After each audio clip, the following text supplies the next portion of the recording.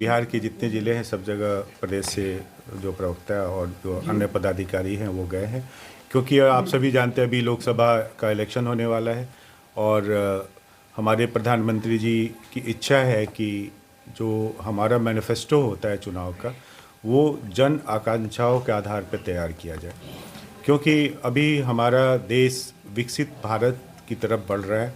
2047 में हमें उम्मीद है कि हम एक विकसित भारत की कल्पना को पूरा करेंगे, ऐसा प्रधानमंत्री का प्रयास है और हम लोग का भी जो जनता है उनका भी सहयोग रहेगा। लेकिन उसमें जो जन आकांक्षाएँ हैं, जो मानवीय वैल्यू हैं, वो कहीं धूमिल न हो जाए। हम विकास की अत्याधुनिक धाराओं में ऐसा न बह जाएं कि ये सारी चीज़ें हम भूल जाएं और जो मूलभूत सुविधाएं हैं जनता के लिए वो कहीं अधूरी रह जाए।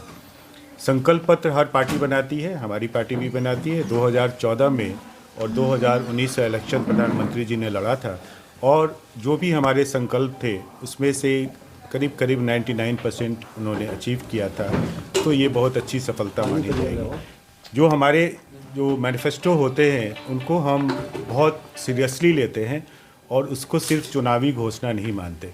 आप मेरी बात से सहमत होइएगा कि 70 साल पहले भारतीय जनता पार्टी के अगर मैनिफेस्टो में अगर 370 था तो उसको भारतीय जनता पार्टी ने समय आने पे पूरा किया और कानूनी रूप से पूरा किया।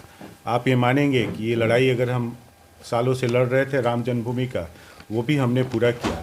लोगों ने कहा, मजाक उड़ाया, मंदिर बनाएंगे, कहाँ बनाएंगे, कब बनाएंगे, बहुत तरह के जुमले बीच में आते रहे, लेकिन हमने कभी परवाह नहीं की और अपने उद्देश्य पे, अपनी जो आकांक्षाओं के आधार पे हम लोग आगे बढ़ते रहे और वो मंदिर भी कितने शांति प्रिय ढंग से बना और कितना आज एक बहुत बड़ा एसेट है हमारे कंट्री के लिए। आप 26 फरवरी को एक संकल्प पत्र सुझाव अभियान लॉन्च किया गया, बिहार में भी लॉन्च किया गया। हमारे जो प्रदेश अध्यक्ष हैं, उप मुख्यमंत्री जी और अन्य जो प्रमुख नेता हैं उन्होंने लॉन्च किया। एक जो वैन है जिसका नाम विकसित भारत मोदी गारंटी रथ है, वो घूमेगी हर जो भी लोकसभा है सारे लोकसभा में, और एक प्रयास ये है कि कम से कम 1 करोड़ लोगों का व्यू लिया जाए, उनका जो सुझाव है वो लिया जाए और 15 मार्च तक इसे हम लोग जो हेड ऑफिस है हम लोग का जो केंद्रीय कार्यालय है वहाँ जमा हो जाए और उसको स्टडी करके अपने जो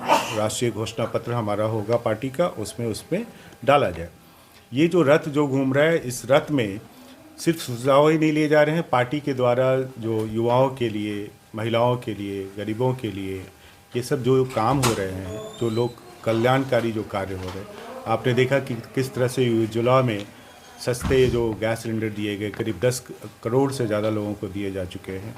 जन औषधि की 10,000 से ज़्यादा दुकानें खुल चुकी हैं।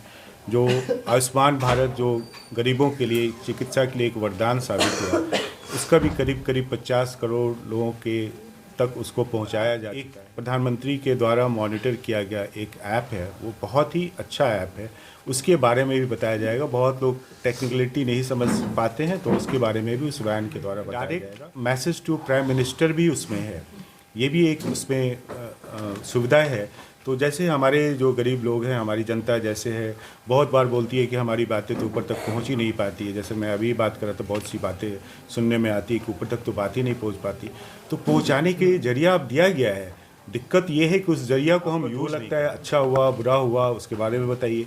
आपके सांसद के बारे में ओपिनियन है, आपके भविष्य के जो होंगे सांसद उसके अलावा एक नंबर भी दिया गया है। बहुत लोग बहुत बिजी रहते हैं, उनके पास समय नहीं रहता, तो उसके लिए 90-90-90-20-24 करके एक टोल फ्री नंबर है जिस पे मिस्ड कॉल करने से आपको कॉल बैक आएगा और आप अपने सुझाव दे सकते हैं।